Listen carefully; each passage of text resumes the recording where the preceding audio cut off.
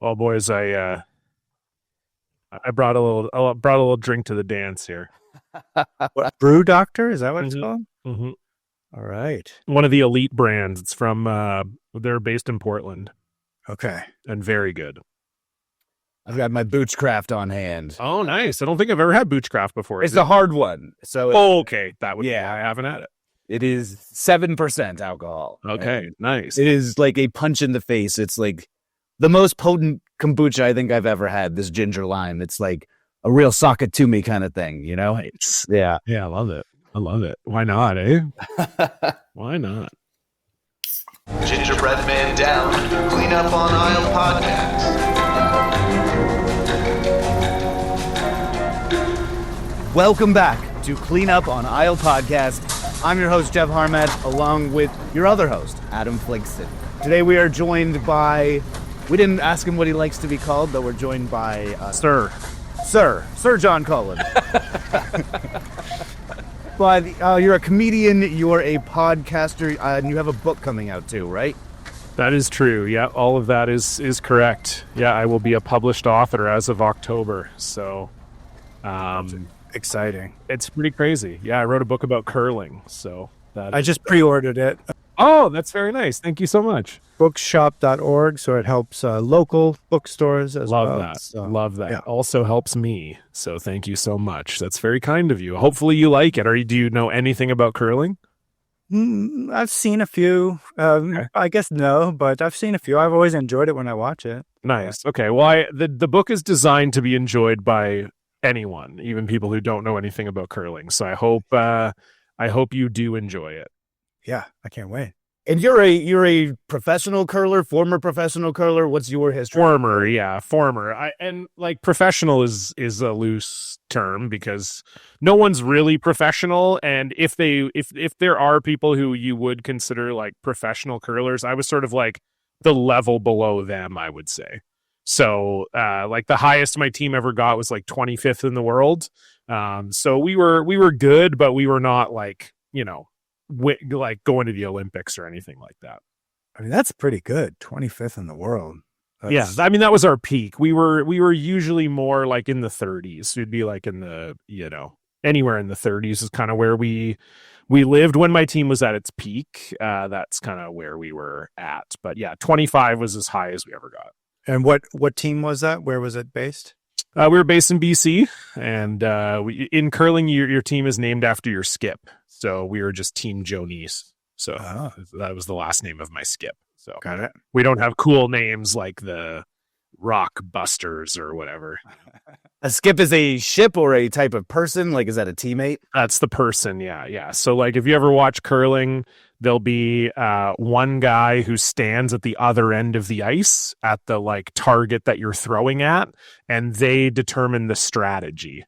So and where you deliver the rock. So they read the ice because all ice surfaces are a little bit different. So they read the ice. They give you a broom based target to aim at, but they decide the strategy. So they say like, I think we should take this rock out, or I think you should draw your rock here, or whatever. So yeah, and they throw the last two. So they're kind of the most important player on the team. And so we name the team after them. Very nice. It's a big honor to have a team named after you. I agree. I was elite, so I never got that. So you were in the top 25, and that means, like, I assume it goes all the way up to number 1, right? Like, Yes. 25 to 1? Yes. Yeah. So did you have endorsements as a semi-professional team? Yes, we did. But not like, I mean, curling is not cool. Like I wasn't like sponsored by Nike or something, but over the years we had some different ones. We had Boston Pizza for a year. That was probably the best one we ever had. I actually just very randomly, I coached minor league hockey with my dad for a year. It was something we had always kind of talked about doing. I think 25 at the time, or 26. And so my dad and I coached this team together, and one of the kids on the team, his dad was the CFO of Boston Pizza. And so I had missed some games, like coaching games, to go curl. So all the parents kind of knew I was a curler. And he just kind of casually mentioned at the end of the season, like, hey, if there's ever anything I could do for your curling team, like, let me know. And so then a couple months later, when we were planning for our next curling season, I sent him an email and I just said, hey, you kind of mentioned potentially sponsoring our curling team. And he said, yeah, come on in for a meeting. And then, they gave us 10 grand, which is pretty good for a curling sponsorship. That's pretty high. So we got 8,000 in cash and then $2,000 in Boston Pizza gift card. Hey, and they, for whatever reason, they gave it to us in $50 denominations. Like they couldn't put it all on one card, or I don't know how that worked. So I literally, I felt like a drug dealer, but for Boston Pizza gift cards, because I had literally banded stacks of Boston Pizza gift cards just in my curling bags and stuff. But yeah, so we had that. We were sponsored by a dentist's office for a while. OK Tire sponsored us for a bit. That's kind of usually sponsoring curling is, unless you're at the high levels and you're the players playing on TV, it's a money losing proposition. It's usually just people who have either a personal connection to your team, or they just really love curling and they want to help out. So yeah, I'm kind of dying to know, and this is totally your opinion, and honestly, having the pizza company sponsor you seems pretty damn cool to me, but of all the curling sponsorships you've seen, what's the coolest? What's the top tier? There's a few teams that have had cars, though. That's probably the coolest one. So you'll have ones where they either get sponsored by a specific dealership, or there's one of the top teams right now. They actually won the Canadian Championship this year. They're sponsored by Driving Force, which is a car rental company. Well, they more specialize in heavy duty rentals, but they do truck rentals. And so everyone on their team, not only did they lease them a heavy duty pickup truck, but they graphicked the side of it. So it's got the silhouette of them curling on the side of the pickup truck. And then it's got their autograph on it. And it says Team Jacobs. And then it's got Driving Force logos on it and stuff. So that's kind of cool. And then a couple of the European teams, I think the Swiss team, the best Swiss women's team right now is sponsored by Audi. So they all have leased Audis and stuff. They don't bring them to Canada, obviously, but in Switzerland, they drive their leased cars around. So those are probably the top ones. The other thing that is good is, and Jef, you'd appreciate this as an artist and a designer, a lot of times what happens is almost similar to NASCAR. The curling jackets become, if you have what we would call a title sponsor, so they're kind of your main sponsor, they can also control the design of your jacket. And so there was a really fun one. There was a team that was sponsored by Weedman for a few years, which is already funny because what is Weedman? Weedman is a landscaping company. Okay. They're the type of company that comes and cuts your grass once a week or whatever. But they did. I'll see if I can find you guys a picture because it's super funny. But they did these they were yellow jackets. And then they had Weedman in green writing. And the logo the font is in such a way that you do think it is a little bit about smoking weed. And then they had green grass, growing up from the top, from the bottom of the jacket, up. And it was really, oh yeah, here we go. This is a perfect pic of it here. I'll get you guys the link here. Give me a second. Yeah, this was probably one of my favorite sponsors and jackets ever, where you've got the Weedman sponsor there. Now, I didn't know we'd be getting so deep into sponsorship, and we're kind of like a commerce podcast, I guess. Oh, true. When we're listed in the iTunes categories, it's commerce business exclusively. Okay. But one of the many podcasts you do is Blocked Party, and didn't y'all sponsor a stock car or a rally car? I don't know. We did, yes. What kind of car was that? It was a stock car, yeah. So it was, a guy named Joseph, who was a fan of Blocked Party. And it was cool, actually. He kind of approached us and said, I'm racing in this prairies racing tour. So he lives in Saskatchewan, but they do races in Saskatchewan and Alberta. He actually it was really nice. We didn't actually pay for that sponsorship. So he came to us and he was like, look, like I'm honestly financially in a good place. Like I don't really need sponsors for my cars. So I just want to put stuff on my car that I like.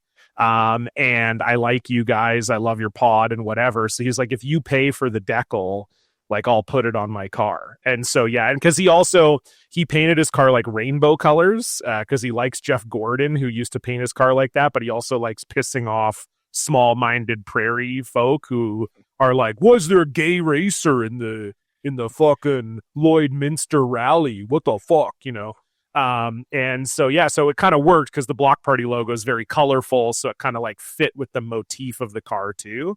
So that was really good. And then when Stefan and mine's old sports podcast, Real Good Show, we sponsored a little league team, which was really funny. We did actually pay for that, but that was insane because that pod was similar to Block Party, like tons of like swearing and shit and piss and cum content and whatever. And I think our team was 11 and 12-year-olds. And we would bring fans out to their game, like people who listen to our pod. Like we had games where we had like 20 adults just like watching these kids play little league baseball, and we're like yelling at the umps and whatever. And we told the parents, we're like, don't let your kids listen to the podcast. And honestly, you shouldn't listen to the podcast either. Like we're just having fun out here. But it was really funny. Like on the standings page, it said like Real Good Show. Like that was the name of the team. And we made shirts for the kids. And so they were all wearing these, like we designed this logo that's a Real Good Show baseball club on it. So we got them all made for the kids and stuff. And so, yeah, that was honestly really fun. I would totally do that again. It was nice. Like the parents really embraced us, and they didn't care that, we were a podcast or whatever. And they just thought it was so funny that we were bringing out fans to their kids' games. And yeah, that was really, really fun. And I would love to do something like that again for sure. I work for a radio station in my day job, and our radio station in Joshua Tree has absolutely sponsored like Little League kids, and like, it never even occurred to me to go like see what they're up to, see how they're putting our money to use. I think you just get the little logo on the jersey, and you get the photo of the team with the banner at the end of that. Yep. Did you get one of those? Oh yeah. And the way the league actually did it was the banner, they would hang it up in their dugout every game. I don't know if they do that in California too, but they would make a banner that said like the Real Good Show team or whatever, and it had our logo on it. And the kids would hang that on the dugout every game. And every team had that. So whatever sponsor was sponsoring the team, that was one of the ways that they kind of represented the sponsors, was they hung this banner in the dugout. And then, yes, we got a photo of all the kids with the banner at the end of the year.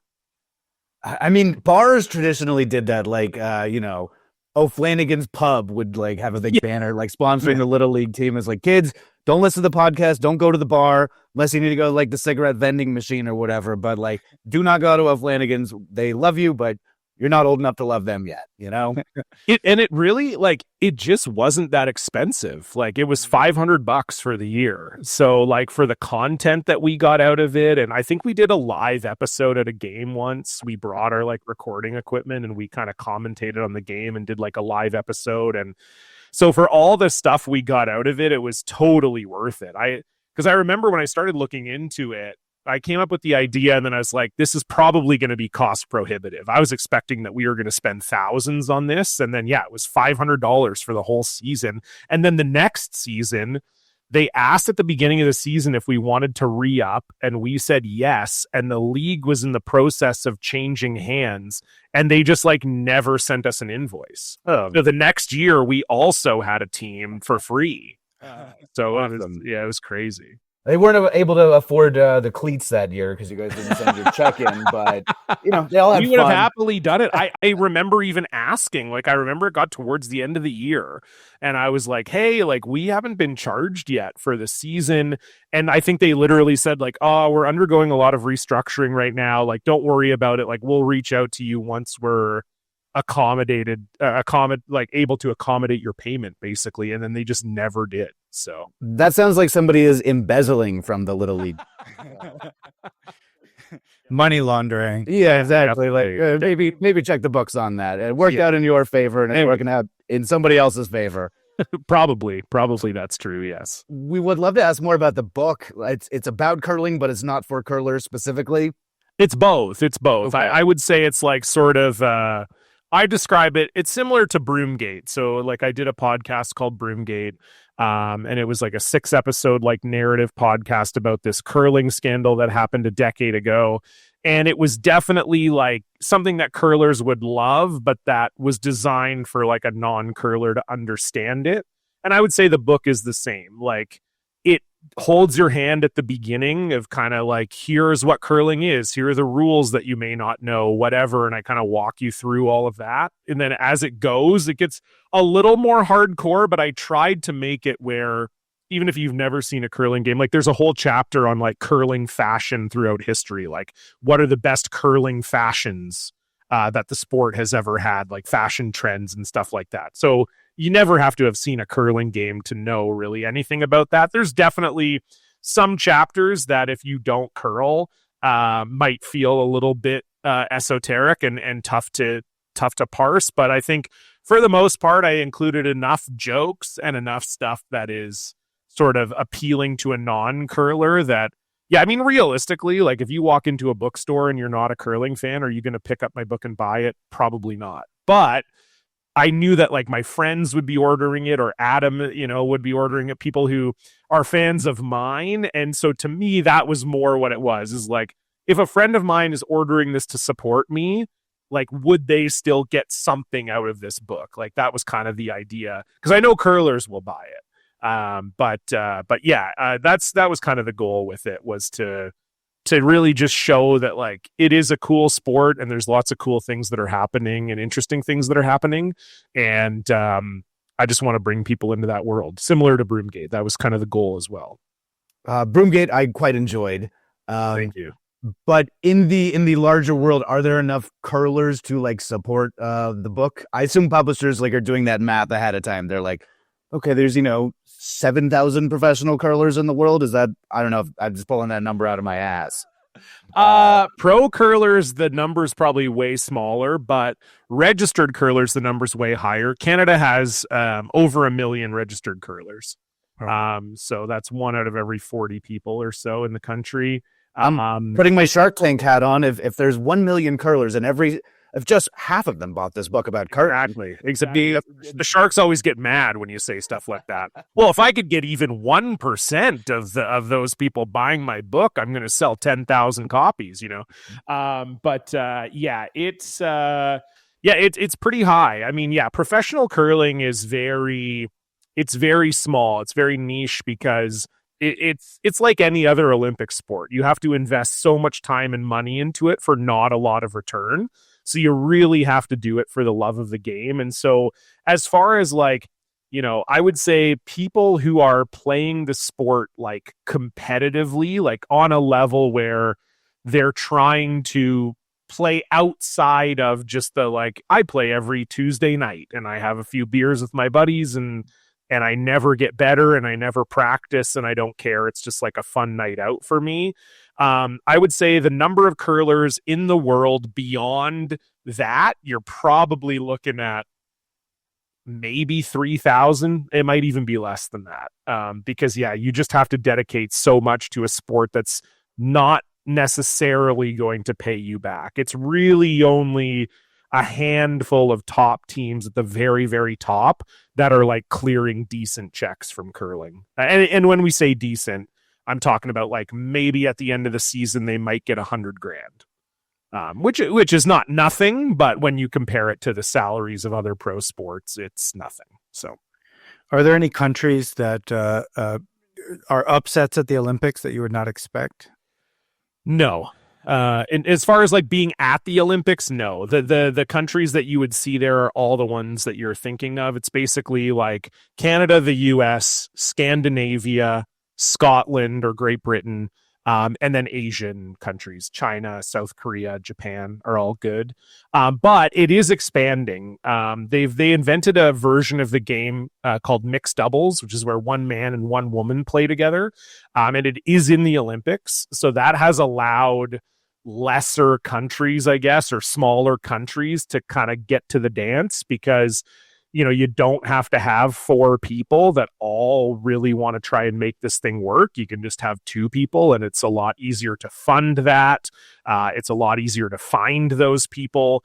So yeah, mixed doubles, you're getting teams from places you'd never expect: Nigeria, Guyana, Mexico, Brazil. There's a handful of African countries that are all doing it.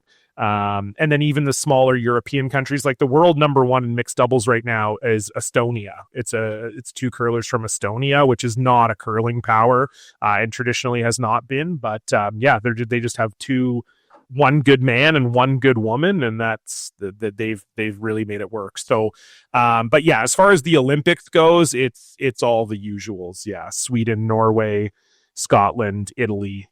Countries you'd think, Germany. Yeah, all rolling up in their Audis. In their Audis, baby. In their Audis, yeah, kicking back, loving it. Showing up at the Olympic Village with the top down. Mm-hmm. Damn right.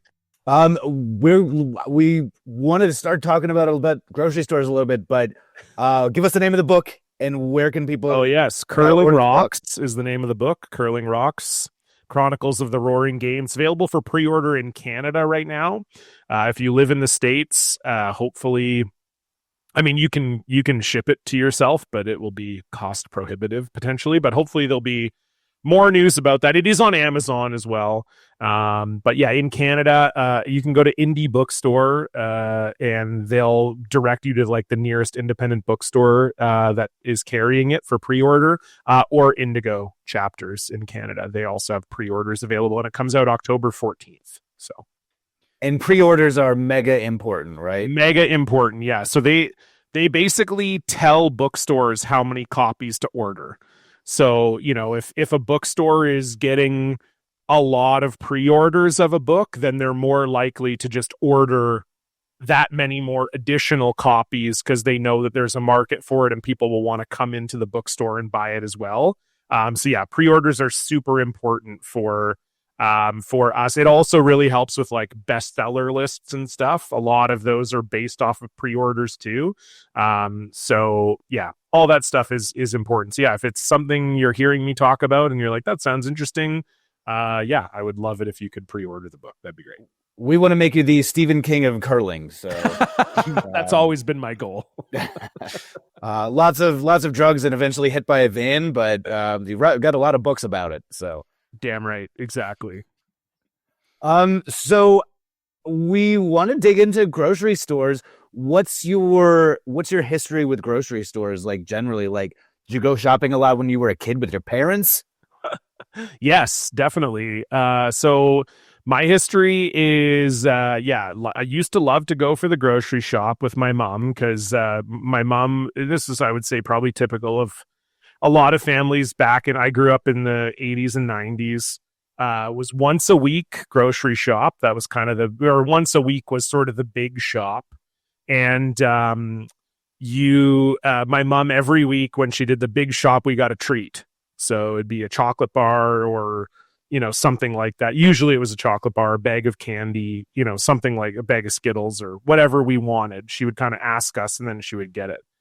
So if you went with mom for the grocery shop, then you got to pick your treat. So that was a big deal. My mom was a stay-at-home mom, so a lot of the grocery shopping would happen when I was at school, but when I was off in the summer or if I was like home with a cold, but I wasn't like sick enough to not leave the house, then maybe you'd go to the store with mom. So yeah, always enjoyed that. And then I worked at a grocery store for 3 years, or I guess 3.5 years. I started working at Safeway in BC where I grew up when I think it was like just before I turned 16. I don't even think I was 16 yet, or maybe I was just turning 16. Were you showing fake ID to get the job at the Safeway? Like no, you could get jobs there when you're 15. I think was the low limit there. So started working there and then worked there until I was 19, I think, or 20. So yeah, it was either 3.5 or 4 years or somewhere around there. What does a 15-year-old do at Safeway? I worked in produce. I was a produce guy. Yeah. So they kind of put me there right away. It was funny because, so I did actually get the job like I was like a sort of nepo, like not exactly, but my it was hard to get a job at my age. Like I had always kind of had jobs growing up. I babysat my next door neighbor's kid like all day, every day in the summer when I was a kid. So I like had a job basically like a summer job basically when I was like 11 or 12. The kid was only like 2 years younger than me and he could probably have watched himself, but it was just like, oh, we don't want him to set the house on fire. So just hang out. They had a pool. They had hacked satellites. They had pay-per-view. They had the internet when I didn't have the internet yet. So it was like, really, it was just me and this kid like hanging out all day, every day. And then the dad paid me every week. Were you watching like I had a babysitter who was a good friend of mine, a few years older. We had the hacked cable at our house, and like I remember this guy from down the road, not that much older than me, just like coming over and just like watching porno the whole time he was over at the house. Was that the kind of vibe that we're talking about? So we never watched porno, and I don't know if it was because there wasn't porno. I don't remember. So in Canada, they had this. There was like a pay-per-view network. It was called Viewers Choice, and I think they would give you like 5 channels, and each channel would have a movie, and they would play the movie just like all day. So it was just like the movie was at 7, 9:30, 12, 2:30, whatever. Like it was just roll credits and then they start the movie over again, basically. And I think that Viewers Choice would have had an adult section, but maybe they didn't have it on the thing. But I do remember we would figure out, because obviously I'm babysitting this kid every day. Like we would watch, and the movie stayed on for a week or two. So by the end of like day 3 of the new movies coming out, you've seen them all. And if they did have nudity in them, we would know exactly when the nudity was, and we would watch that. You know, it's like, oh, the nudity's like 25 minutes into the movie. Okay, so if the movie starts at 12:30, at 12:53, we'll turn it on so we see the titties. And then we'll come back again at 3:45 or whatever and see the same pair of titties. But we didn't have the full porno experience. But I'm not surprised. As soon as you started talking, I figured that's where you were going with that. Yeah, I just have very specific memories of this dude. Like, I'm just coming over to babysit and I'm going into this room and shutting the door, and I'll see you when your parents are home or whatever. Like, we didn't do that. Like I got along with the kid, and we hung out the whole time pretty much. So that didn't really happen, but yeah, we knew when the nudity was, and we went for it. And then the only one I remember, and maybe if you're of a certain age you'll remember this. But for whatever reason, Farrah Fawcett did this like movie where she was naked and painted herself. Mm-hmm. And then All of Me, I believe. All of Me, yeah. Yeah. And that was one of the Viewers' Choice movies at one of the. So that what a choice! What a choice! Exactly, right. So that was close. I mean, it was nothing. It was her just shoving her naked body on a canvas for an hour or however long it was. But I think that's what Pollock did. Yeah, it was basically Pollock, but Farrah Fawcett was naked. So you moved on to a job at Safeway that hopefully had a little bit less nudity in the produce. Less nudity at Safeway. So I went from that, and then I was also like, I reffed soccer, I umpired baseball. It's like I just always had a job, and my dad always really wanted me to have a job. He's like a very business focused guy. So my dad at the time was a manager of an insurance adjusting firm, and he was hiring this employee, and the guy was like a lifelong Safeway worker. So he didn't really have a ton of skills, but he was like just looking to like break out of the, I don't want to work at Safeway my whole fucking life kind of thing. And my dad really liked him and kind of took a chance on him, even though he probably wasn't like the best fit for this insurance job. And then once he started working with my dad said to him, like, could you get my son a job? Like I gave you this job. Like, what are you going to do? What are you going to do? Quid pro quo. Yeah, exactly. And so he had connections with the Safeway that was nearest my house growing up. And so, yeah, he said, I've talked to the manager, just like tell Johnny to go over, drop off an application. And I pretty much got the job immediately. And then I remember they gave me produce because the book on produce was that was the best job in the store. If you were a kid growing up, you could be a cashier, you could work in the deli, you could work in the meat department, you could work in produce, or you could work what they called grocery, which was stocking the regular shelves in the aisles. And so, yeah, the book was always that produce was the best spot to work. You didn't really have to lift anything heavy. You didn't really have to ever help customers too much. Or if you did, it was only kind of like within your area. You didn't have to memorize 15 aisles worth of shit. Like, it was just overall, it was, thought to be a good place to be. And so that was also part of it, I think, was that I got like nepoed into working in the quote unquote best department in the store. So yeah, I was a produce guy the whole time. They trained me on cashier because Safeway had this like 6-month thing where they were like, we're going to train every new hire on cashier because we often end up short cashiers. Obviously, this is in the days before self-checkout. So we're going to train every single employee that comes in on cashier in case we need them to help. And then I think they just like immediately forgot that I did that. Like I trained, I want to say it was 30 hours. I had to take the quiz where you had to memorize all the produce codes, all that shit. And I did not work behind a till for 1 second. So they paid me 30 hours of training to literally never do it, which was, very bizarre. But so technically I could have been a cashier, but 3.5 or 4 years or whatever, strictly produce. Now, is a lot what you're doing catching the produce before it goes bad and tossing it? Is that a lot of your job? Yeah. Yeah, so they would call that culling, which fits very well with my last name, sort of natural aptitude for that. So produce is kind of like, you kind of do a couple things. So there's really only there's sort of like 3 main things that you're doing as like a teenage produce employee. So the first one is obviously just stocking, right? You go out, you stock, and we're running out of stock on shit. You go out and you stock. Some things in produce, you don't even stock them every day. Might be every 2 days, every 3 days, like kiwis. You throw a couple kiwis out every couple days. That's it. Banana, not a mover kiwi. Not a mover kiwis, but bananas you're probably doing 4 or 5 times a day. So depending on the thing, you're going out, you're stocking. So that's sort of the number one thing you're doing. The number 2 thing you're doing is culling. So you're also supposed to do that while you're stocking, but then you may also get told like, okay, we really want to clean up like the tomato island. Like that's just, you go over there and for 30 minutes, you're basically getting hands on every tomato, every cucumber, whatever else is on that island. And you're taking out anything that's rotten.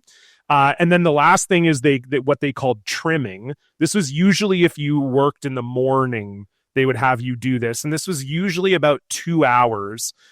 So a lot of the like wet rack produce comes in, and the way it appears on the shelf is not the way that it comes in the box. What's a wet rack? You gotta give us a the stuff that's wet, the stuff that's getting sprayed. The sprayed stuff. Okay, the sprayed stuff. Yeah, got it. Yeah, so stuff that's on that refrigerated sprayed rack. So your lettuces, your carrots, your onion, like green onions, leeks, radishes, all that stuff. So a lot of those come in not necessarily prepared to go on the shelves. Like, for example, bunch carrots. The tops of bunch carrots, when they come into the store, are like legitimately like can be up to like 2 feet long off the top of the carrots. So you sit in the back and you take the like 3 boxes of carrots you have, you pull out every bunch, you cut the thing to shorten it to about, 4 inches off the top of the carrots or whatever. And then you elastic band the carrots too. They don't come with that elastic band on them either. So you might do that for 10 minutes. And then when the lettuce comes in and some of the other stuff, it's very dirty. So you would put it in a bath. They had the big like industrial tubs. So you'd let that soak for a few minutes. And then we had racks for the lettuce that you would, they were basically like bread, the bread trays, the plastic like bread trays. they would co-opt those for lettuce as well. So you take the lettuce out of the box, bath it, shake it all out, kind of, you didn't want it super soaking wet, put it on those racks, let it dry for 20 minutes or so, then you'd put it in the cooler on those racks, and the lettuce comes out on those racks.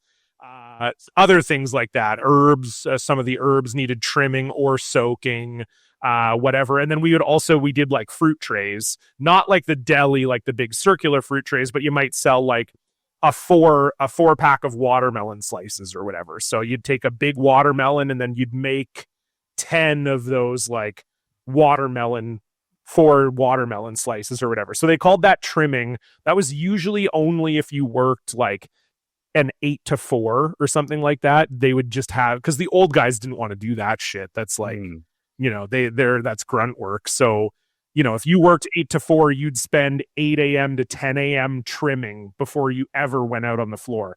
I never minded it. I didn't necessarily love being on the floor. So for me, trimming, I kind of enjoyed it. You're just kind of back there by yourself.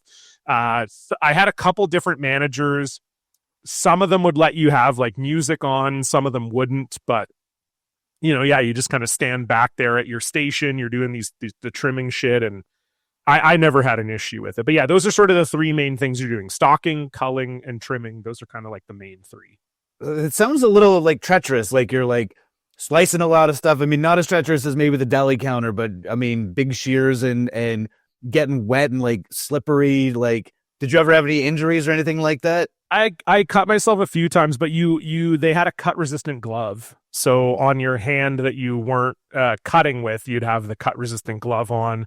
I broke my thumb once, which was it was my own fault. So in produce, you have the long deck carts. They're like long flat decks, as opposed to grocery. They're almost more like a smaller, kind of like, they almost look more like a dolly size. But in produce, you have those long flat deck carts. And I did a move that I've done 100 times before, which is you have your own cart, you're pushing it. There's another cart in the back that's in the way. You kind of use your hip or your other hand to like push it out of the way.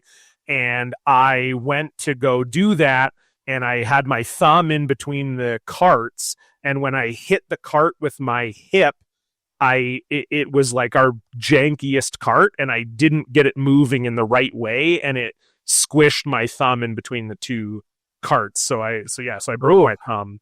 And then I cut my hands a few times, but nothing major. Nothing like the cut resistant glove kind of takes care of that. So it wasn't so bad. Yeah.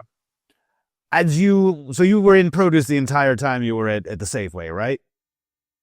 That's right. Yeah. Did you kind of like move into better roles, better positions as like new 15-year-olds were brought in, or? No. So I fucked up.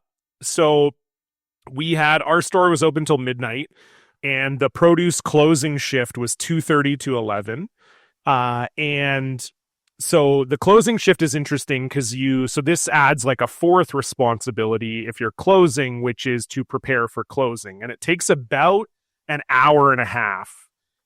You have to basically clean up the entire back. So you organize the cooler, organize the trimming table for the mornings. That might be like cleaning knives, washing out the tub, whatever.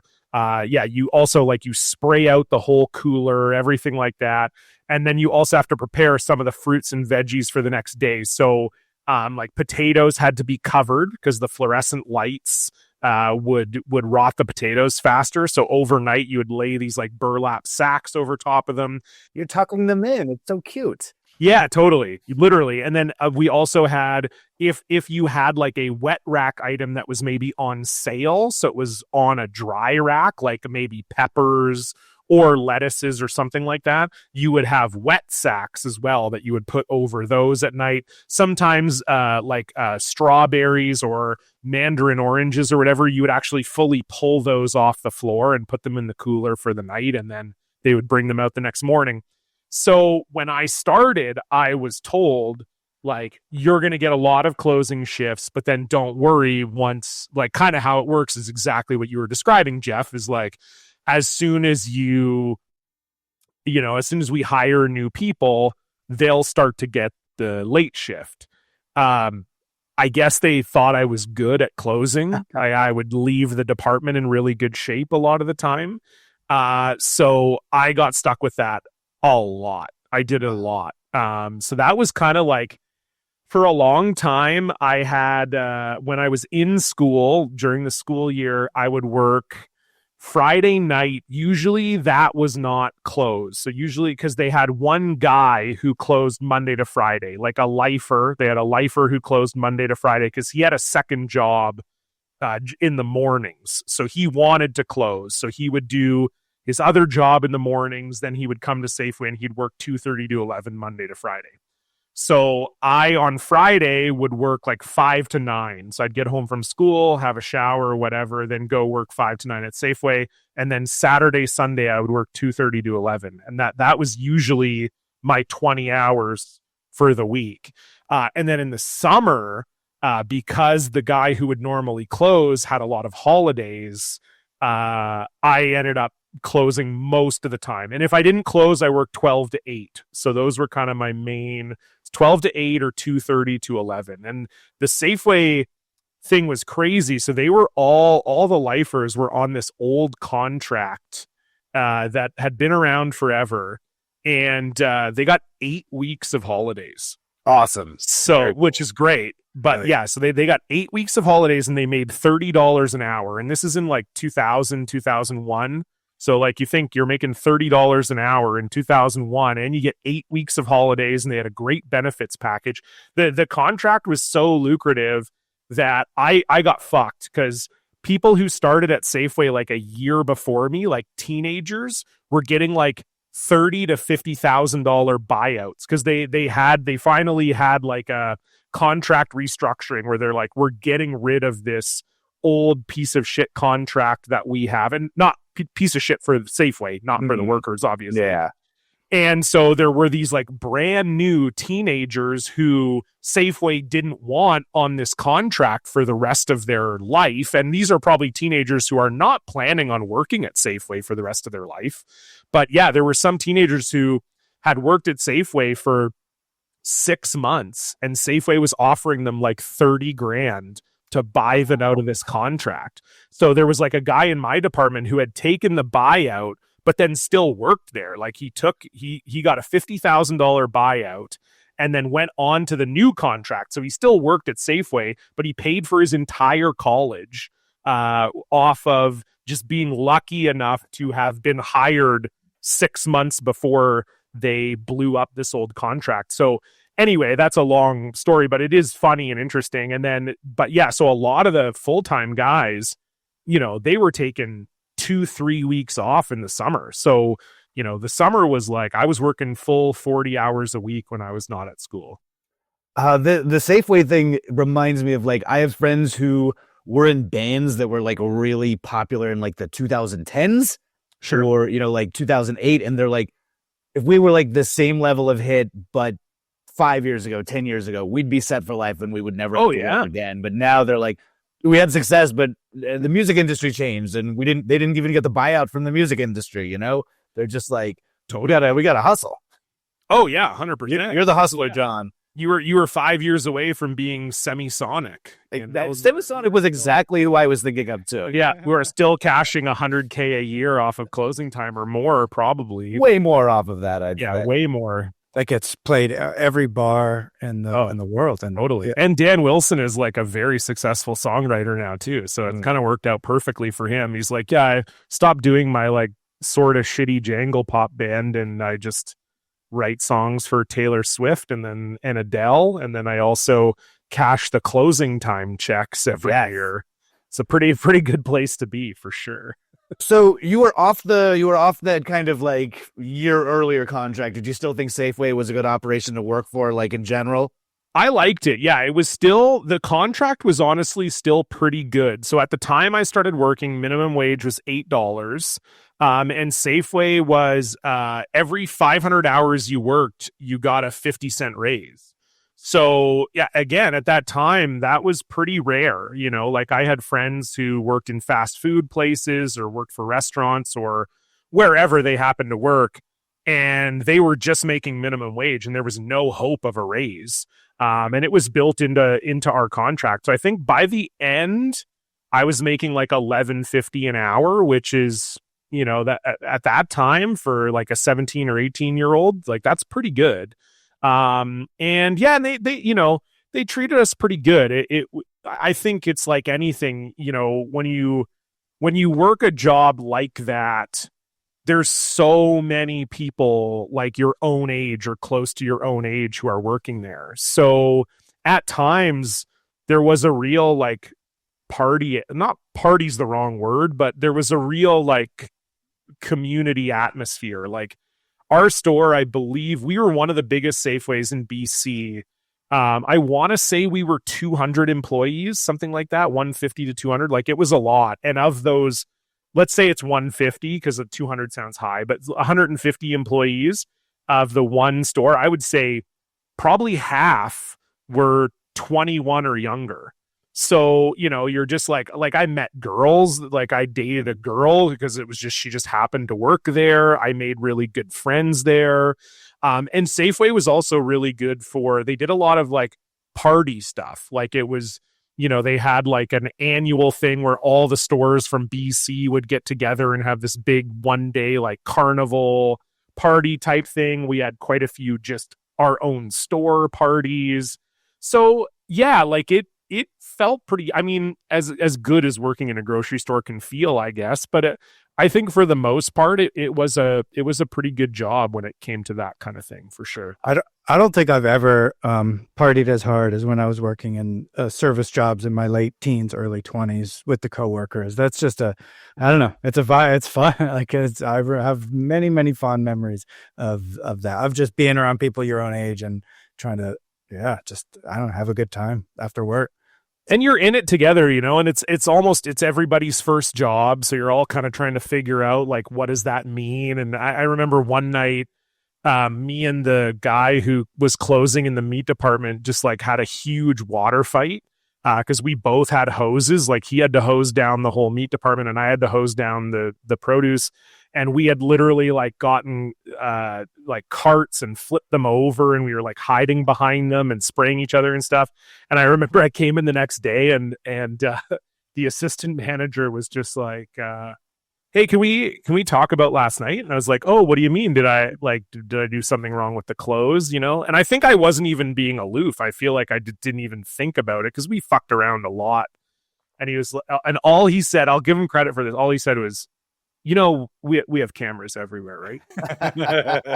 and I said, oh yeah. And I said, you watch he said something about, said, we have cameras everywhere. And he said, maybe you and Pierce need to focus a little more on closing or something like that. But that was it. Like it wasn't this long drawn out thing, but it was just, because you cleaned up after yourself. You thought you got away with it, Scott. Oh, totally. Yeah, there was definitely. It wasn't like I left a huge mess when But yeah, I mean that was kind of the fun of it, right? And it also like even some of the adults too. Like I can remember, I had good relationships with a lot of the adults that worked there too. I think that was cool. Like I think there are.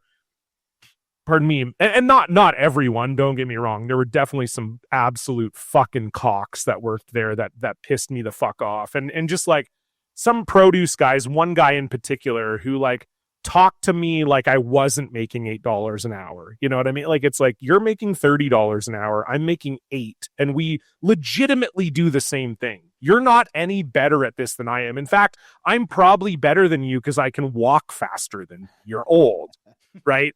And just treating you like like you're some kind of high-ranking executive. It's like, I'm a kid, like, leave me alone. But for the most part, even the adults, I think there was some level of understanding of like, yeah, I think to be a lifer at a place like that, there's some part of you that does kind of like the chaos of all your coworkers, or a lot of your coworkers are teenagers, and so that was fun too. Like there were just some really fun adults that I worked with also that I enjoyed. So yeah, the whole that part of it is something I really do have fond memories of, for sure. Why did you end up leaving? I mean, college at 19 is like maybe the right time to step away. I got a higher paying job. Oh, okay. Yeah. So my mom had started working at this freight forwarding company, and they were hiring people in the warehouse there. And I had stopped working as much at Safeway during the year because curling started to get a lot more competitive too. So I wasn't working at Safeway as much, but in the summer I was still working like kind of full time. And they needed help in the warehouse where my mom worked. And I want to say that was either 15 or 16 bucks an hour. So it was like a $5 an hour raise. And that was a lot of money at that time. So, so I left Safeway for that. But that was I didn't leave because I was like, I gotta get out of here. It was just an opportunity came up that made a little bit more sense. So, yeah. Do you still shop at Safeway these days? I do. My neighborhood grocery store is a Safeway. So I'm still there. And there is a part of me. Safeway is fairly expensive. I don't know how it is in the States, but in Canada, Safeway's probably the most expensive grocery store that's not like a Whole Foods or a natural food store. As far as the like, whatever you want to say, big name grocery stores, it's usually among the most expensive. But I do like to shop there. And I do think it goes back to working there. There's like something comforting about going to a Safeway for me. It's like, I know how this all works, even though every grocery store works the same way, but I don't know. There's just something about Safeway and then it's not the Safeway I grew up near. I live in a different province now. It's not even close, but yeah, that's my main grocery store. So Jeff, that's our Vons. I don't think of it as particularly pricey. So maybe it is different. So I hear in the rural area that I live in, people definitely like consider like the Vons, which is the Safeway, like, yo, that's the fancy joint. You go into the fancy, you could afford that shit over there at Vons. Like, people around here definitely think that that's like the nice store. And it kind of, we have a shitty one out here, but right, it is still kind of like the place where you can definitely get like pancetta or whatever, you know? Yeah. I think the for us, what it is more is the Safeway house brand stuff is more expensive. So I think the BC competitor is Save On Foods, and their in-house brand is quite a bit cheaper than whatever the brand name product is. You know, if you want chicken noodle soup, their brand might be $1.50 cheaper than Lipton's, whereas like the Safeway in-house brand, the gap is much more narrow. So I think that's honestly where a lot of people would say it comes from. The gap might be 50 cents, Lipton's compared to Safeway's house brand or whatever. So I think for us anyway, that's where a lot of it comes from, is that the house brand stuff is more expensive. And John, how often are you shopping? You going once a week, once a day, somewhere in between? Almost every day. Yeah. Okay. Yeah. I'm not a good planner. I like my ingredients fresh, and the Safeway that's near my house is 4 blocks from my house. Awesome. I can walk there if I need to. In the winter, it's a 2-minute drive.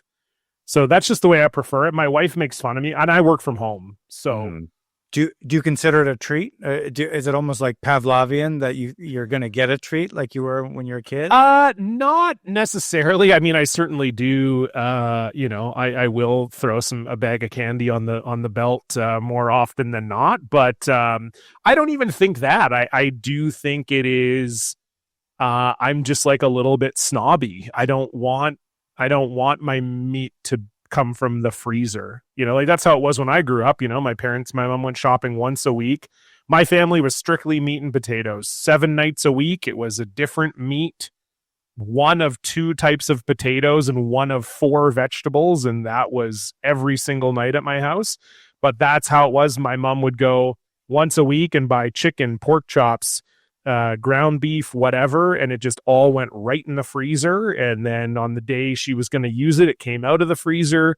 And my mom was not a good cook, and the food was not great growing up. So I don't know if that's also part of it, but I'm just like, I want fresh. I want to go to the grocery store, and I want my veggies I want them to be picked today. That's not at all how grocery stores work, but never ever. It's like, I want the fresh stuff, man. You picked that broccoli today. Yeah, broccoli you picked. I chose this. I picked it. Yeah. I picked this. This is me. I did this. So yeah, so that's part of it. It's also like my wife and I really like to go out to eat. That's like a big thing for us.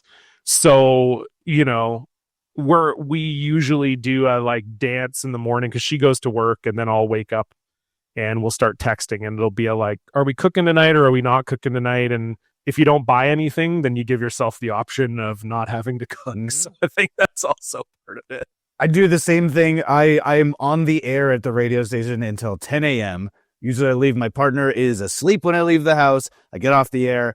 I immediately give her a call. And like, even before I ate lunch, I'm like, so what are we doing about dinner tonight? And like, it might impact what I'm doing for lunch. I could stop and get stuff on my way home, or she works from home and she can like go out and grab shit. It's like, yeah, would you call it the dance of what we're doing for dinner? It's I totally relate to that. Yeah, totally. Yeah, 100%. I love it. Sometimes it's a big pain in the ass, and she'll get mad if I'm like, what do we? She's like, I haven't even had lunch yet. You can't ask me about dinner yet. So, when you're talking about getting yourself some treats at the grocery store, John, are you getting kombucha? Is that something that you're treating yourself to very frequently? I drink a kombucha pretty much every day. Yeah. Okay. So that is I'm drinking one right now as we speak. I got a little Brew Doctor Strawberry Fields here. I got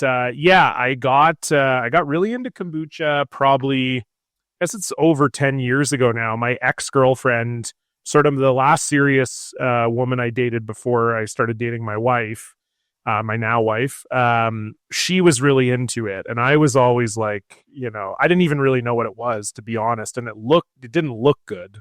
So I was like, I don't know, and I've always kind of had stomach problems. Like I always have had a wonky stomach. So she was kind of like, oh, it's really good for your gut and like blah, blah, blah.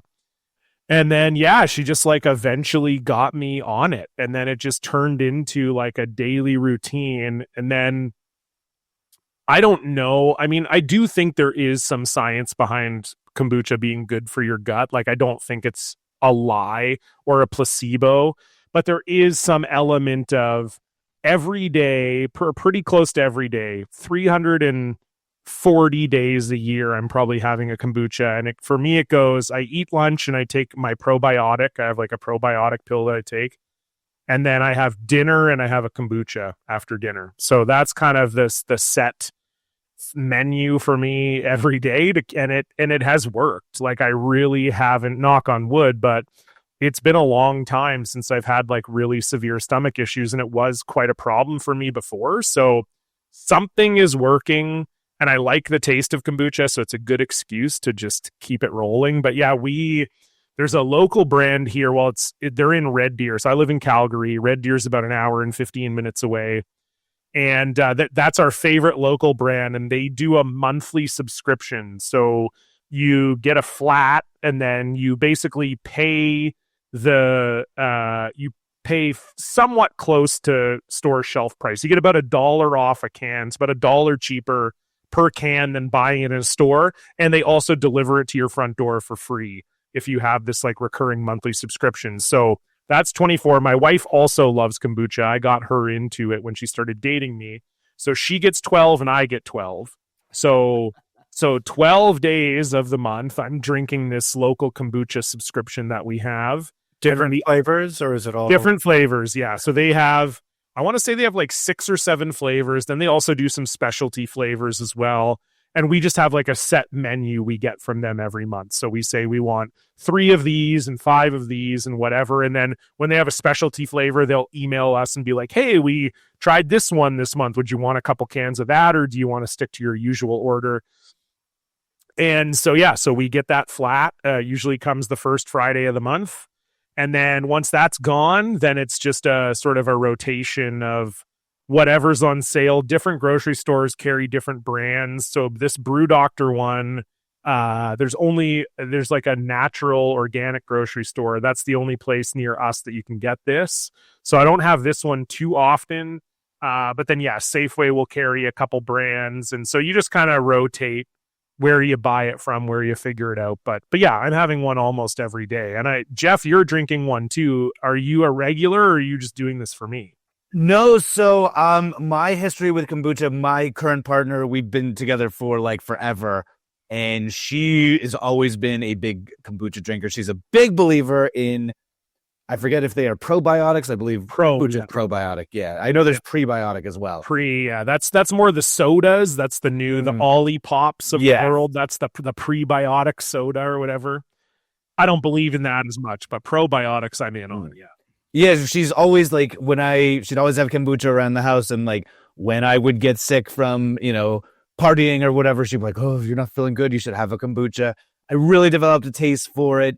I'm really into sour stuff. Like I love sour beers, I love sour candy, and like getting into kombucha with her has been like an enormous like treat. It's been kind of a thing I associate with my partner, and we keep a refrigerator stocked all the time full of kombucha. Like in our refrigerator, there's probably 6 bottles of Health-Ade in there right now. Yeah, love a Health-Ade as well. Yeah. It's very expensive in Calgary. There's only a couple stores that have it, and it's very expensive. So when I lived in Vancouver, there was a couple Whole Foods around. So Health-Ade you could get on sale for $3.99, $3.49 a bottle. But here, even if it goes on sale, you're not getting it for cheaper than $5. It's usually like $5.99, like because there's just the one store that carries it. So our local discount store has them for $2.99. Yeah, not all the time. So when I see them for $2.99, I buy a huge amount of them. I buy just stock the heck up. Yeah. And then one second. Breaking news this week: leading beverage brand Health-Ade announces that it has been acquired by Generous Brands.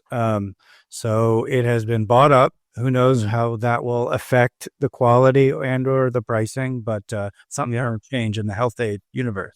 I have so much information on the Health-Ade sale. Yeah.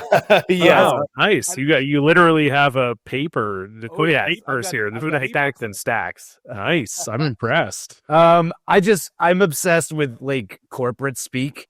And I would definitely want to ask you about your kombucha habits, Adam. But since we're talking about the Health-Ade sale, we got to talk Health-Ade real quick. Yeah, so I do like Health-Ade is among my favorite brands, I would say, and not every flavor, but they have some really good flavors. When they're cooking, they're cooking. Passion fruit and orange are top flavors in our house. Yeah, ginger lemon. I'm obsessed with Pink Lady apple. I love the Pink Lady apple. I'm a big apple guy. So yeah, actually, Brew Doctor just started doing one that is just called Crisp Apple.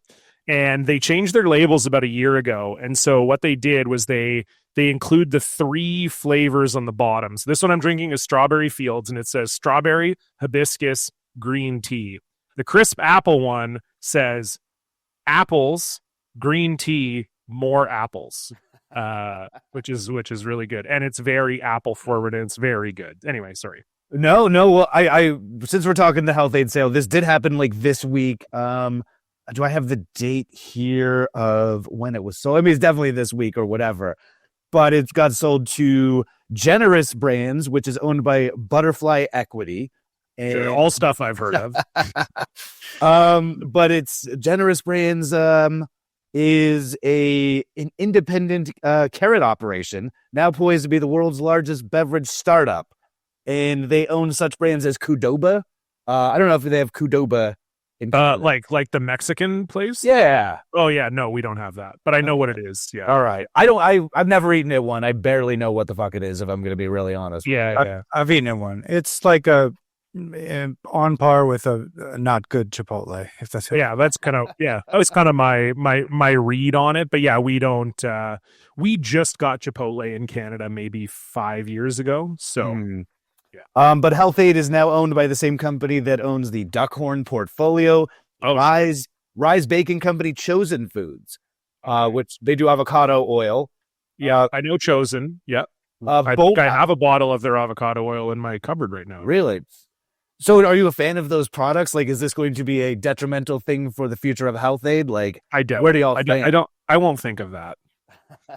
I don't unless it just automatically starts to taste bad, which I can't imagine it would either. But no, I don't think I would care about that. Okay.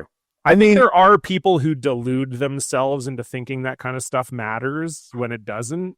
Oh, and I used to love their Pink Lady apple until they got bought by Generous Foods, and it just doesn't taste the same. And I'm like, I can almost guarantee you they're making it the exact same way in the exact same place. Like, I mean, you don't think that they're going to start maybe like, oh, if we just like use slightly worse quality of apples, like not organic we're gonna start apples. cutting this with Fuji's. We're gonna start throwing some Fuji's in there. See if anyone can actually notice. No, I don't think so. I mean, I'd be surprised, I guess, but again, I don't know. I mean, I think obviously Canada participates in the sort of in-shitification movement, but I would say less than America. I would say, generally speaking, like trusted brands here remain trusted brands, except for Tim Hortons. It gets worse every day. My partner, we used to live in Los Angeles, and she used to work at like a very fancy, I don't know, skincare store, I guess we'll call it. I don't know if I want to say the name. Aesop. It is Aesop. It's 100%. She's Australian. She worked at the Silver Lake Aesop. So, and a lot of like, you know, famous people would come through the doors. And so we have a lot of hot takes in our house of like, who's nice, who sucks. The lady that owned Health Aid, apparently extremely nice. Okay. Okay. So just want to give her a shout out for being nice to retail people. I saw an interview with her. She seemed nice, but you never know for sure. So good to know. I feel like a lot of the kombucha people, a lot of the brands that have been around for a long time started for like very holistic reasons. You know, like the predominant brand, of course, is GTD's, Good Time Dave's. And Good Time Dave is a guy who had really bad stomach issues and started making his own kombucha and, you know, started bottling it and selling it at a time when it was not, probiotics were not a hip health thing. You know, Gwyneth Paltrow wasn't blogging about them, you know, back when they started. And I feel like, you know, and I think he has stories of, I used to like, you know, brew it in my bathtub and whatever the hell, you know. And so I feel like Health Aid's been around for long enough as well, where you do get this thing with kombucha brands where it often is coming from a place of, I was trying to solve a problem for myself and then I couldn't buy it anywhere. I couldn't get it anywhere. So I started a company to do it. Obviously that's changed with, you know, I would say in the last 5 to 10 years, there's been a lot more brands that have popped up. But I think some of those legacy brands, it's not hard to imagine that they're good people because it started from a certain place, I would say. Well, as we're learning on this podcast, so I did read a big interview with GT Dave. And I've never heard him called Good Time Dave. I'm pretty sure that's what the GT stands for. I'm almost positive. I think he says George Tyler or something like that. Oh, really? George Thomas. Okay. I swore it was Good Time Dave. I mean, I want to be Good Time Jef. Everybody should be Good Time. Maybe I'm totally wrong. I mean, when I look up Good Time Dave, it's taking me to a fishing charter in British Columbia. So I guess I just made that up. Anyway, sorry. Yeah, okay.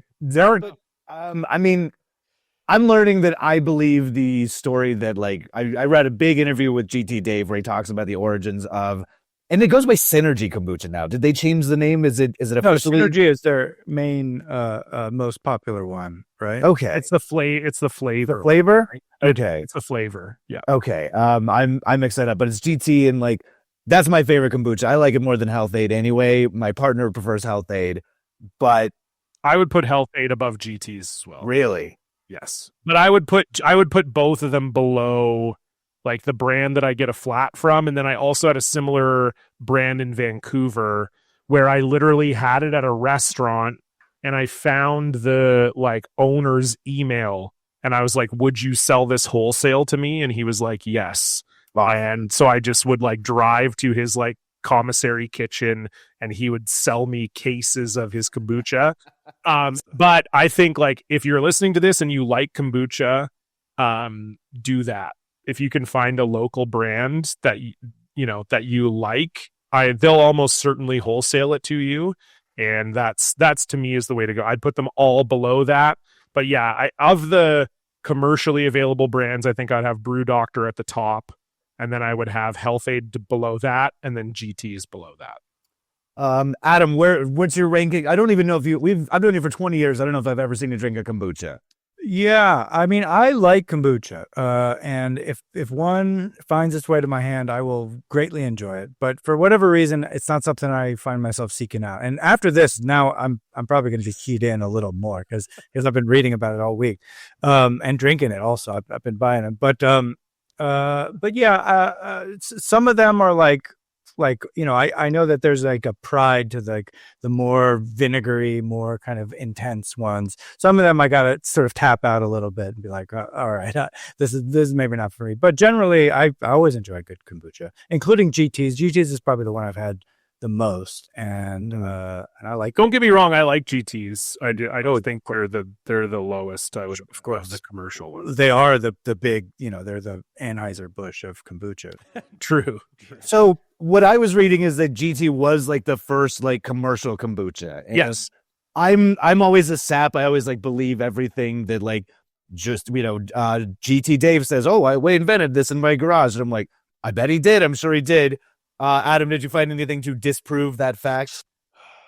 Well, yeah, GT Dave, in some of his interviews, he comes off a little bit, I don't know, a little bit like a guy I probably wouldn't want to hang out with.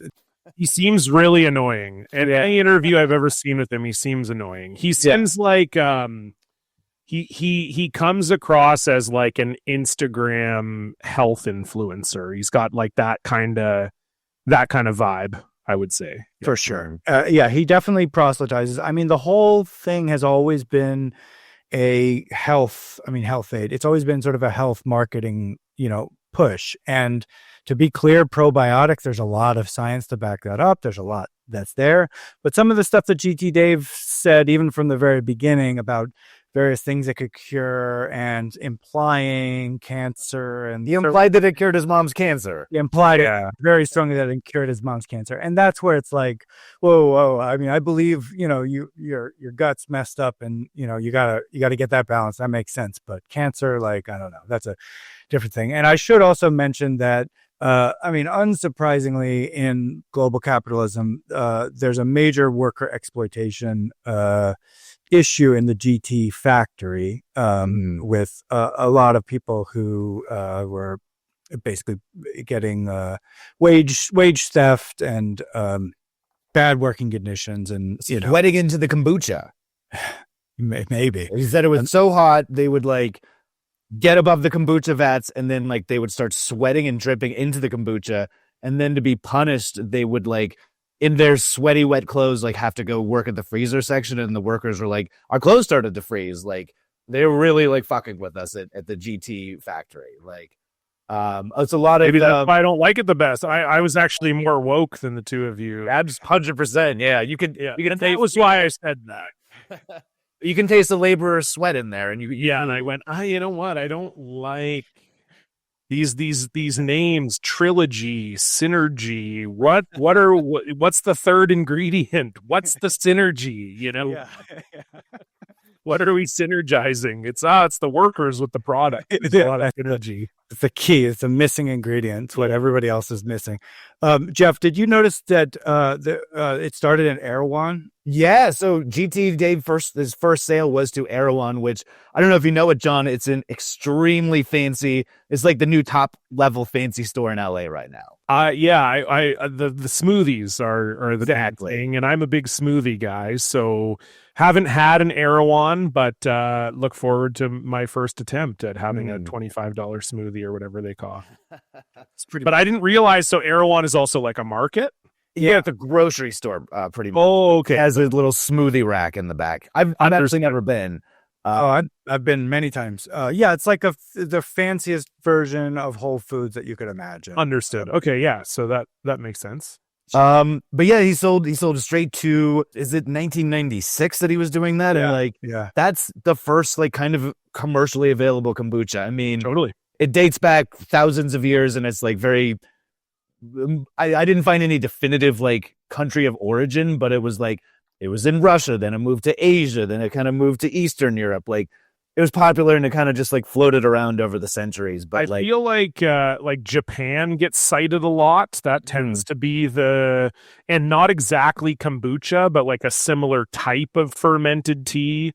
I feel like that gets like, there was recently a Jeopardy clue where the answer was kombucha and it referenced Japan and it's starting in Japan. So they don't know for sure, but they think it was China. Okay. But the word kombucha is a Japanese word for seaweed, which is probably what the Jeopardy question was. If I understood. I mean, I can pull it up and we can. Oh yeah, I'd be. This sweet. Oh yeah, you're right. It says this sweet tea with a Japanese name is brewed with a symbiotic culture of bacteria and yeast. So yeah, did they get it right on that Jeopardy episode? That's a good question. Let me check. Yes, they did. Is there an enormous database of like Jeopardy questions? Yeah, the J Archive. Literally every question ever asked on Jeopardy. Okay, fantastic. Yeah, so you can go it's just j-archive.com.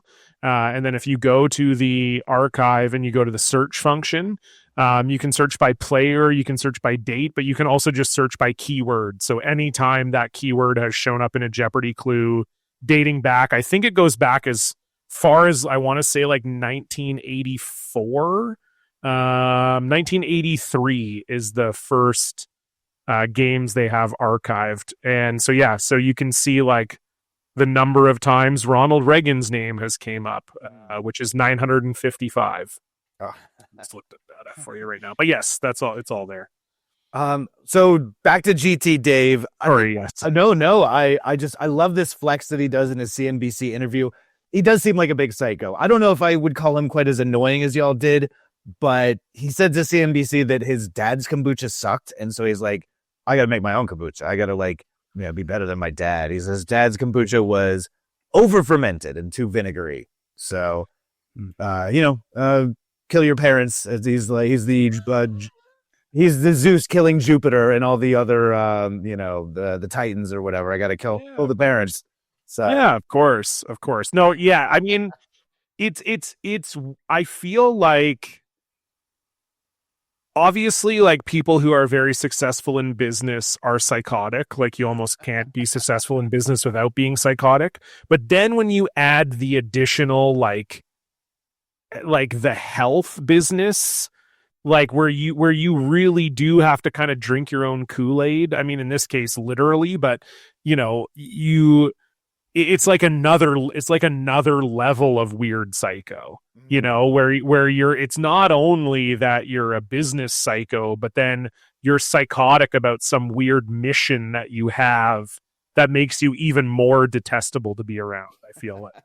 So I'm going to tell a story. I'll try to do it as succinctly as possible. The only time I've ever gotten my ass kicked, it was by by GT Dave. Oh, it's not, but almost. It was by these brothers, and they were like jock guys in my local town, and it was at a Denny's, outside of a Denny's. They were being mean to a waitress, and my friend was like, "Hey, you lay off," and and then we got our ass kicked. When I got home, I was all like beat up, and my mom was like, "Oh, they'll probably, be unemployed soon or something like that." I don't know what she was saying. And I was like, "No, they're not." And they started an incredibly successful organic salad dressing company based on their mom's salad dressing. And they're exactly like GT Dave in interviews. They're very Paul Newman kicked your ass.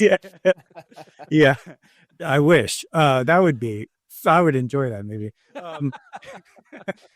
So, and then of course there was also worker exploitation in their stuff, and then they got sued, and then they went bankrupt. But for a little while, they were on the top of the world in the organic salad dressing department. So, well, speaking of health bros, do y'all know who blew up GT kombucha? Steven Seagal. No, really? So GT Dave in this interview, he's like, well, I was doing a few cases a week to Erewhon, but Steven Seagal got in touch and started requesting case after case after case. And like, he was bringing them down to like Steven Seagal movie sets. And he's like, Steven Seagal totally like blew my shit up. Like, he owes it all to Steven Seagal. That is fascinating. Steven Seagal also did great things for the giant carrot industry as well in the Rush Hour or wherever it was. I have seen the video of him with he receives the giant carrot. It came up enough on Block Party that I feel like you would have heard of it, but yeah. Yes, I want, maybe it was like Belarus or something, but yes, they gifted him a giant carrot and then he just takes a huge bite out of it. It's fucking hilarious. He's a healthy motherfucker. Yeah, Giant carrots and kombucha. He's still alive. He's still kicking. Yeah, no, that is really funny to think about. I mean, kombucha itself, it has been kind of crazy, and you know, you've probably noticed this too, Jef, with if your partner's very into it. But like, yeah, like I probably would have had my first kombucha in, I don't know, 2014 maybe. And just like the amount that it's even blown up since then, it is crazy. Like it feels like, you know, it's become this sort of more ubiquitous thing. I can remember when my ex first got me into it, you could get it at Whole Foods and like that was it. Like Safeway didn't carry it, Save-On didn't carry it, convenience stores didn't carry it. And then to watch it now where, yeah, like my local Safeway, I think carries 4 different brands. The natural food store we go to has maybe 6 brands. Obviously, yeah, there's new ones popping up all the time as you're drinking right now. There's hard kombuchas. Like I feel like watching it explode has been kind of crazy. And I can only imagine what that's done to a guy like GT Dave, who has probably seen a few waves of his company getting bigger, but now it's like, I mean, he's got to be the king of fuck mountain at this point. He's got to be vegan so much. It's currently valued at like 900 million and he owns it all. Crazy. So, I mean, so the GT kombucha hit Whole Foods in 1999 is when it like really first popped off there. And then it started like spreading from there. Adam, do you have anything about the big, I think it's a 2005 controversy, the Whole Foods, when they took it out of Whole Foods, the kombucha in general? Because of alcohol. It was like continuing to ferment on the shelves. Right, okay. They had to totally change their process to remove, it's like a secondary process that they get rid of the like naturally produced alcohol. And like the ATF was getting involved. Like they're saying like, you cannot legally sell this to people. And Whole Foods was just like, we don't want any part of this. We're just like 100% out. Just get this off the shelves. And like, I bet GT Dave thought it was like completely toast at that point. He was, you'd assume so for sure. Especially when you're thinking of the ATF getting involved and whoever else, you're thinking, well, how are we ever gonna convince them? You know? Yeah, crazy. And then, that was actually in 2010 when they took that off. And I think when they started taking off, that's when people said, hey, like, if this stuff's got alcohol in it, maybe we can start making like the hard kombuchas as well. Like, that's maybe when those wheels started turning in brewers and stuff like that. And they started like noodling on the hard kombucha components. So, yeah. I mean, they basically just put champagne yeast, right? Sparkling wine. I don't know if it's from the Champagne region. Sparkling wine yeast in there, and then they put some sugar in it, and then it becomes hard kombucha. That's pretty much it. I thought it was going to be a much more complex process than that, but it's just like basic. I know that like when I first started to get into it, a good buddy of mine was like, oh, my mom likes to drink that with vodka. And I was like, that, I mean, I don't drink, but I was just like, that doesn't sound good. Like that sounds actively quite bad to me. Adding the vodka to the hard kombucha? No. This is before hard kombuchas. So like hard kombuchas don't exist. And my buddy was just like, yeah, my mom, that's like my mom's favorite mix is she has it with vodka.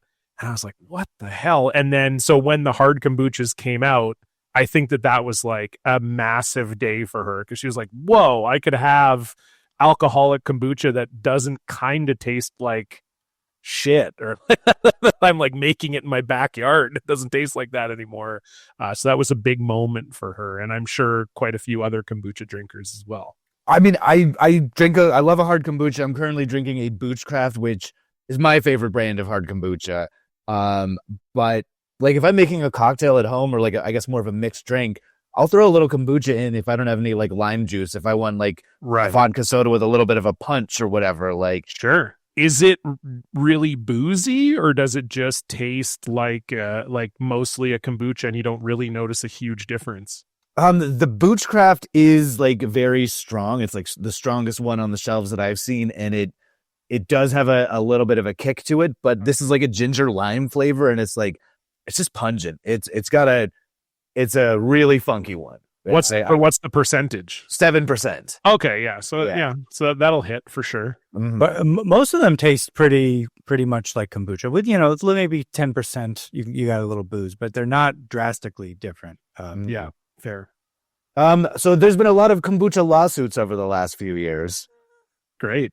The aforementioned GT Dave being sued for the labor issues, of course. Mm-hmm. But he was sued for the claim about his mom's cancer that was on the bottle until 2005. I didn't see that. Also crazy. Yeah. Like, again, you have to be psychotic to think, I'm going to put on the bottle of this cures cancer. Like, you really have to be psychotic to think, like, no one's ever going to call me on that. Mm-hmm. I believe it was.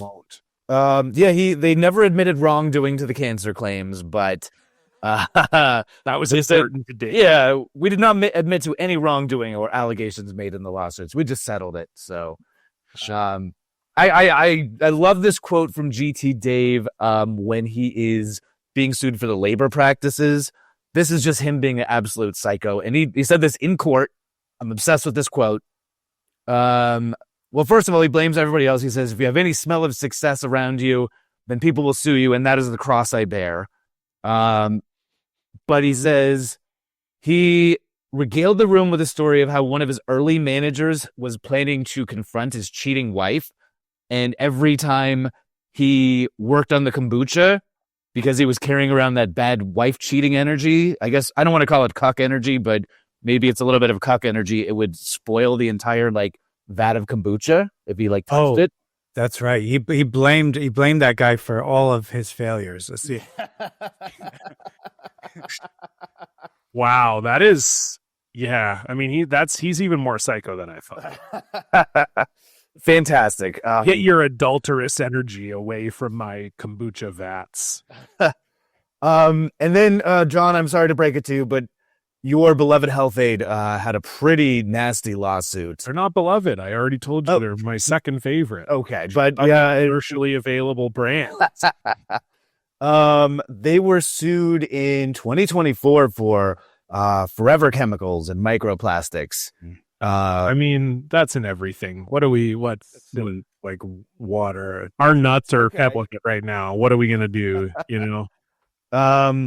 And yeah, they also got sued for having so much sugar, and people were like, you can't put health in the name of your product and have it be actually, if I drink 2 bottles of this, I am in worse health than when I started. I don't know. That's a skill issue. Read the label. Read the label. If the label says 15 grams of sugar, guess what, Jack? There's 15 grams of sugar in it. There's 40 in a can of Coke. So if you're having 2 at 15, you're getting pretty close, my man. That's hilarious to me. What does this one have that I'm drinking? This one is 15 that I'm drinking right now. That's on the higher side for sure. I'm embarrassed to say how many calories are in my hard kombucha, but it's a little different. This one's 70 calories, so it's not too bad. Mm-hmm. This one they actually add sugar to, which is interesting. Usually the kombuchas that have sugar content, it's because of the fruit juice that's in it. But this one they do actually put sugar in, which is maybe that's why I like it so much. I mean, we've seen this category of grocery explode lately, right? Mm-hmm. Yeah, totally. That's what we were talking about. Everybody's getting into the kombucha business. Pepsi's buying kombucha brands. Coca-Cola's buying kombucha brands. Are we at peak kombucha right now? I don't think we're at peak. I think the one area we still have a long way to go is restaurants. You don't often get a kombucha at a restaurant. You can. I mean, obviously, if you go to maybe a vegan or a vegetarian place, they'll have it. So some like, again, my wife and I like to go out to a lot of nice restaurants, and I don't drink. So if they have kombucha on the menu, I'm definitely getting it. And it's a low amount. So like, to me, what if we're talking about players like Pepsi and Coke and them getting involved, I'm not going to say we're at peak kombucha until I can routinely get a kombucha at a restaurant. And I do think we're going to get there. But we're not there yet. So I don't think we're at peak yet. Okay. I've never, I feel like I've seen kombucha on draft at a few places. I've definitely had hard kombucha on draft. I've had this particular one, the ginger lime Boochcraft, is on draft at like Gelson's, which is a Southern California grocery store chain that has a bar for some reason. Sure. And I have sat in a Gelson's and had a hard kombucha. We have friends who really like to drink at grocery stores. So they go and watch Jeopardy and have several beers at the grocery store. I love that. But nice. Yeah, but once the hard kombuchas come in, maybe like having like the draft soft kombucha or they have it. I've seen it. Yeah. Where have you seen that? I started at Whole Foods once. Yeah. Oh yeah, it's not uncommon. Like grocery stores will have it where you can fill up a growler or whatever. That's not abnormal. But yeah, and like I say, some restaurants will have it on tap. Some will offer you a can or a bottle of something. But yeah, it's not routine enough for me. That's when I feel like we're getting to peak for definitely. And also, let's get the price down. Let's I know that the process of making it is expensive, but if these big players are buying up kombucha brands, so let's bring that price down a little bit. Let's see if we can't get to peak kombucha where we start routinely selling it for $2 a bottle to get to indoctrinate some new customers. One of the things I noticed, one second, one of the things I noticed with Health Aid when they were touring the factory was they were using just regular tea bags. They just threw tea bags in there. And maybe that's where the forever chemicals, I don't know. But I kind of expected there to be some sort of a sifting process, natural tea kind of a thing. I don't know. It was, so maybe that's a way to get caught down. My ex and I tried to make our own kombucha, and like, the process of making it is rank. Like, it's like, it looks disgusting, and it doesn't, like, the idea that someone came up with this idea, and I know that that's true of like all ideas, but the idea of, oh yeah, we just leave this bacterial culture in a jar for weeks on end, and then eventually it will provide us with this healthy, delicious beverage. Like, it doesn't make any sense. And so, yeah, like I do feel like in some ways the commercial process of making it is still just kind of disgusting. Like, it's not, like the same. There's nothing different. It's just bigger. Yeah. It's just bigger. Yeah, exactly. Yeah. They got adulterers touching the batches and just dropping off bad juju. John, I did want to mention, you were talking about the cost of kombucha going down, and it technically has, GT Dave was selling his bottles for $3.75 in like 1996. Yeah. And then like Erewhon was like upselling them at like $4.99. So like it has gone down since then. For sure. Yeah. Yeah. No, I get that, but we can get lower. We can get lower. Yeah. Once without a market share, baby, we can get lower. Coke and Pepsi, they got to duke it out. And then I bought some really ruined, like, inexpensive kombuchas. We have a chain of grocery stores that's like a discount chain called Grocery Outlet, where like they sell a lot of like remaindered products and stuff. And anytime I buy like a canned kombucha that I've never heard of before, I do think it sucks. And like, we've got a special section of our refrigerator that is like the graveyard for bad kombuchas that we don't want to drink the second one of. If they're cheap, they're out there, but they're kind of disgracing the name of kombucha, in my opinion.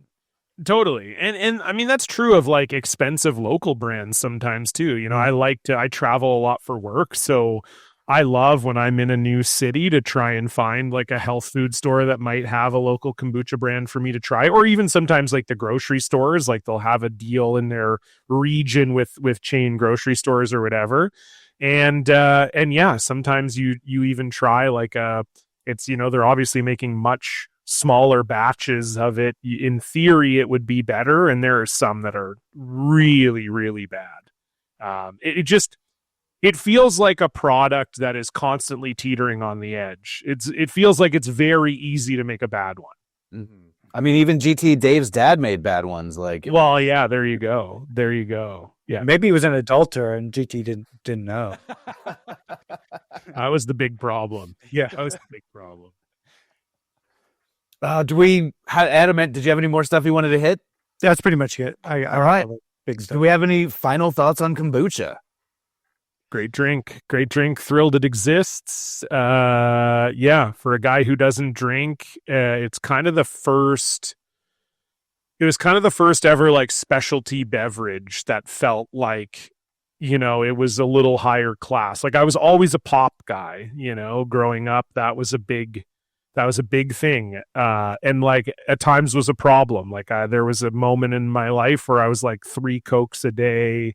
Type or 3 pops a day, usually Coke, but 3 pops a day, which is obviously horrible for you. And so yeah, it's like this last 10 years with obviously there's like been a huge advent of like mocktails and sober options on restaurant menus and on grocery store shelves, but just also the like proliferation of great seltzers as well as kombuchas. It's really like elevated me into a true bevy boy. I feel like I actually like I have options. I have like cool stuff to drink that doesn't just feel like, oh, I got to get a pop. That was always at restaurants or at parties. Like when I would go to parties in high school and college, it was just like I had to drink pop. And I feel like if I was in college and I could have been drinking kombucha at parties, I would have actually enjoyed that way more. It's like easier to just kind of slowly sip on. And like I said, feels like something special. So I think there is some routine in that. And in the, like, I have my one special drink every day and it's a treat for me and I enjoy it. So yeah, that's kind of my final word. It's like, it has actually, I feel like improved my life. I feel like it's helped my stomach. And it's given me, something to look forward to every day. So awesome. And Adam, any final thoughts? No, I love. The more I learned about it, the more I respect it. And I kind of thought it was going to be a bit more of like a industrialized process. But even the big guys, they're just making kombucha the same way you would expect them to make it. So, it's pretty cool. And I don't know. I'm definitely going to be drinking more than I used to. That's awesome. No question about that.